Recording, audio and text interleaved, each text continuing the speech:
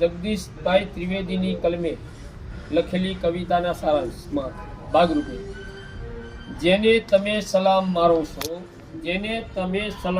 છો અને એમને તમે મોંઘી ભેટ સોગાદ અન્યથા રૂપે મીઠાઈ સ્વરૂપે પણ આપો છો, એ વ્યક્તિને તમારી કોઈ જ કદર હોતી નથી અને ક્યાંક એ મીઠાઈનો ઉપયોગ કરવા શક્તિમાન પણ હોતા નથી.